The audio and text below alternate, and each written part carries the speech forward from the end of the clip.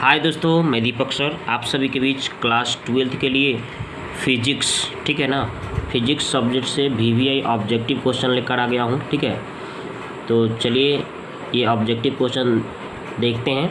ये आपके एग्ज़ाम के लिए बहुत ही महत्वपूर्ण साबित हो सकता है, इसको अच्छी तरह से देखिए। ठीक है, मैं पूरे सॉल्यूशन के साथ बताऊँगा। तो देखिए यहाँ पे देखिए सबसे पहला क्वेश्चन जो दोस्तों कहा गया है कि कांच का अपवर्तनांक होता है। तो आपको पता होना चाहिए कि कांच का अपवर्तनांक कितना होता है, 1.5 होता है। ये किसका है भाई, ये पानी का अपवर्तनांक होता है। ठीक है, तो इसका आंसर हो जाएगा दोस्तों ऑप्शन नंबर बी, कांच का अपवर्तनांक 1.5। याद रखिएगा।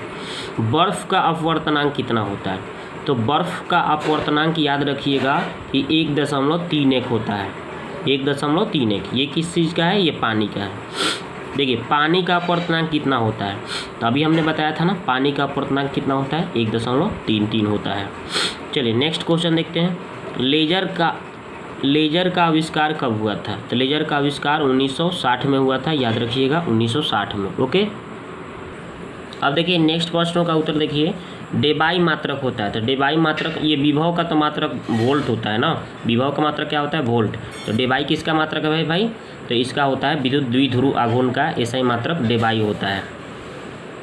नाभिक में कौन से कण उपस्थित होते हैं, तो नाभिक में आपको पता होना चाहिए कि जो भी आपका जैसे परमाणु मॉडल बताया गया है, तो उसमें जो होता है दोस्तों इस तरह से परमाणु मॉडल बनाया गया है।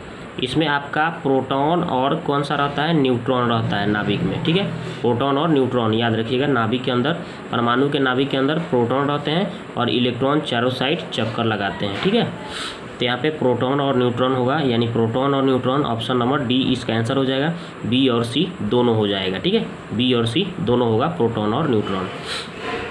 प्रकाश तंतु निम्न में से किस घटना पर आधारित है, तो प्रकाश का जो तंतु होता है दोस्तों ये किस चीज़ पर आधारित होता है, तो पूर्ण आंतरिक परावर्तन पर आधारित होता है। इसका आंसर यही हो जाएगा। अगला सवाल देखिए, प्रकीर्णन पर नहीं होता है, याद रखिएगा। ओके, निर्वात में प्रकाश की चाल कितनी होती है, ये ऑप्शन दिए गए। देखिए निर्वात में प्रकाश की चाल अगर कोई पूछता है तो ये होता है 3 × 10⁸ मीटर प्रति सेकेंड होता है। अगर मीटर प्रति सेकेंड में होगा तो 3 × 10⁸ बताइएगा। ओके, यहाँ पे देखिए -8 बताया कि ये आंसर गलत है। ठीक है, तो ये नहीं हो सकता है। यहाँ पे देखिए इसको अगर हम केजी में बदलें, सॉरी किलोमीटर में, मीटर को किलोमीटर में बदलने के लिए आप 1000 से इसमें भाग करिएगा। तो 1000 से भाग करिएगा तो यानी कि 3 सोना कम हो जाएगा। इसमें 3 सोना कम होगा ना, 3 सोना काट देगा यहाँ पे, 8 सोना है तो कितना होगा, 5 सोना हो जाएगा, बच जाएगा। ठीक है, तो यानी कि 3 × 10⁵ किलोमीटर प्रति सेकेंड भी हो सकता है। इतना आंसर दिया हो तो वो टिक मारेंगे, और नहीं तो किलोमीटर में दिया होगा तो 10⁵ दिया होगा। याद रखिएगा, क्योंकि 10⁸ में अगर हम 10⁻³ से भाग देंगे तो 10⁻5 बचेगा किलोमीटर में बदलने के लिए। ओके, तो यहाँ पे किलोमीटर में आंसर दिया गया है, तो इसका आंसर हो जाएगा 3 × 10⁻5 किलोमीटर प्रति सेकेंड। अगर यही यदि यह प्लस में हो जाता ना तो ये भी आंसर हो जाता, 10⁸ रहता मीटर प्रति सेकेंड, माइनस नहीं होता है। याद रखिएगा। ठीक है, तो निर्वात में प्रकाश की चाल 3 × 10⁸ मीटर प्रति सेकेंड या 3 × 10⁻5 किलोमीटर प्रति सेकेंड। निकट दृष्टि दोष का निवारण होता है दोस्तों, तो अवतल लेंस। याद रखिएगा, निकट दृष्टि दोष कहेगा तो अवतल लेंस बताइएगा, अगर दूर दृष्टि दोष कहेगा तो उत्तल लेंस बताइएगा। ओके, नेक्स्ट प्रश्नों का उत्तर देखते हैं। ये देखिए अगला क्वेश्चन, सीजियम का देहली तरंगदैर्घ्य होता है, तो सीजियम का देहली तरंगदैर्घ्य याद रखिएगा 656 नैनोमीटर होता है। याद रखिएगा इसका आंसर। 1 माइक्रोफैराड बराबर कितना होता है, तो माइक्रो की बात करेगा तो 10⁻⁻⁶, नैनो की बात करेगा तो 10⁻⁻9 बोलिएगा, और मिली की बात करेगा तो 10⁻⁻3 बताइएगा। ओके, तो यहाँ पे माइक्रो की बोला है तो 10⁻⁻6 हो जाएगा इसका आंसर। ठीक है, निम्नलिखित में कौन अनावेशित है, अनावेशित की बात कर रहा है, तो देखिए अल्फा कण जो होते हैं दोस्तों प्लस होते हैं यानी धनात्मक होते हैं, बीटा कण जो होते हैं दोस्तों माइनस होते हैं यानी कि ऋणात्मक होते हैं, ये प्रोटॉन जो होते हैं दोस्तों ये भी प्लस होते हैं यानी कि धनावेशित होते हैं, और फोटोन जो दोस्तों होता है इस पर कोई आवेश नहीं होता है। याद रखिएगा फोटोन, तो यही इसका आंसर हो जाएगा। अनावेशित की बात कर रहा है तो फोटोन हो जाएगा। ठीक है, चाहे न्यूट्रॉन भी रहता है यहाँ पे तो वो भी अनावेशित हो जाता है। ओके, तो इसका आंसर हो जाएगा फोटोन। यही पूछ देगा कि अल्फा कौन, तो धनावेशित बताइएगा, बीटा कौन, तो ऋणावेशित बताइएगा, और प्रोटॉन तो धनावेशित। अनावेशित कौन सा हो जाएगा, एगो फोटोन होता है और न्यूट्रॉन होता है, तो इसमें फोटोन आंसर में दिया है ऑप्शन में, तो यही इसका आंसर हो जाएगा। एन प्रकार के अर्धचालक में मुख्य धारावाहक होते हैं, तो एन प्रकार की बोलेगा यानी एन टाइप का बोलेगा तो एन फॉर इलेक्ट्रॉन याद रखिएगा, ठीक है। अगर यही पी टाइप की बोल देता तो छिद्र बताइएगा, पी टाइप का कहेगा तो छिद्र, और एन प्रकार के कहेगा तो एन फॉर इलेक्ट्रॉन याद रखिएगा। ओके, ट्रिक से याद रखिएगा, दोनों पूछते रहता है एग्जाम में। तो पी प्रकार के कहेगा तो छिद्र बताना है, एन प्रकार के कहेगा तो एन फॉर इलेक्ट्रॉन बताना है आंसर। सूर्य की ऊर्जा का कारण है, सूर्य की ऊर्जा का कारण क्या होता है भाई, तो नाभिकीय संलयन द्वारा, ठीक है। इसका नाभिकीय संलयन इसका आंसर हो जाएगा, ठीक है।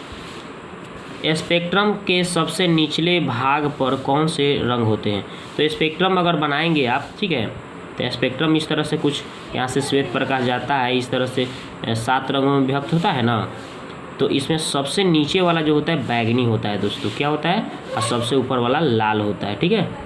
तो यहाँ पे बैगनी की बात बोल रहा है, सबसे नीचे वाला भाग, सबसे नीचे वाला रंग जो होता है दोस्तों बैगनी होता है, सबसे ऊपर वाला कहेगा तो लाल बताइएगा। तो ये देखिए अगला क्वेश्चन, एमीटर की माप सीमा को बढ़ाने के लिए किसका उपयोग किया जाता है, तो एमीटर की माप सीमा को अगर बढ़ाना है तो इसके लिए शंट का यूज किया जाता है, ठीक है। एक पूरे चक्र में प्रत्यावर्ती धारा का माध्य मान क्या हो जाता है, ठीक है। एक प्रत्यावर्ती धारा में पूर्ण चक्कर लगाना है, देखिए यहाँ से अगर इस बिंदु से इस बिंदु तक आया तो इसको पूर्ण चक्कर बोला जाता है, और यहाँ से यहाँ तक अगर आएगा तो अर्ध चक्र, और यहाँ से यहाँ तक चला गया तो एक पूर्ण चक्कर होता है। तो एक पूर्ण चक्कर में प्रत्यावर्ती धारा का मान जो होता है दोस्तों 0 होता है, याद रखिएगा। ओके, यहाँ पे देखिए बीटा किरणें तेज़ी से चलने वाले क्या होते हैं, तो बीटा के बारे में अभी ने बताया था कि बीटा क्या होता है, माइनस होता है, यानी कि ऋणात्मक होता है, ऋणावेशित होता है। तो ऋणावेशित क्या होता है भाई, इलेक्ट्रॉन होता है, याद रखिएगा, ठीक है। तो इसका आंसर हो जाएगा बीटा किरणें तेज़ी से चलने के लिए क्या, इलेक्ट्रॉन है। 1 ओम बराबर होता है, तो 1 ओम बराबर देखिए यहाँ पे हम निकाल दे रहे हैं। ओम के नियम से आप जानते होंगे कि आई समानुपाती भी होता है, ओके, और समानुपाती का सिंबल हटता है तो क्या होता है, एक बराबर का चिन्ह आता है, और यहाँ पे V/R हो जाते हैं। R जहाँ पे एक नियतांक होता है जिसे चालक का प्रतिरोध कहा जाता है। अगर हम इस दोनों ये क्या, यहाँ पे ये R यहाँ चला गया, ये I यहाँ पे आ गया, ठीक है। तो यहाँ से R का मान निकल गया V/I, इतना भी कहा जा सकता है। और R मतलब कि प्रतिरोध का मात्रक क्या होता है भाई, ओम होता है। V के मतलब वोल्ट, विभव, तो विभव का मात्रक क्या होता है, वोल्ट होता है। और I मतलब धारा का मात्रक क्या होता है भाई, तो यहाँ पे ये विभवांतर का मात्रक वोल्ट हो गया, और धारा का मात्रक क्या होता है, विद्युत धारा का मात्रक एम्पियर होता है। अगर हम 1 एम्पियर, तो 1 ओम की बात पूछा गया था, तो इसको अगर हम 1 इसमें भी लगा दें, इसमें भी 1 लगा दें, तो कितना हो जाएगा, 1 ओम का जो होगा इसका आंसर 1 वोल्ट प्रति एम्पियर हो जाएगा, ठीक है। तो 1 ओम बराबर क्या हो जाएगा, 1 वोल्ट प्रति एम्पियर इसका आंसर हो जाएगा, ठीक है।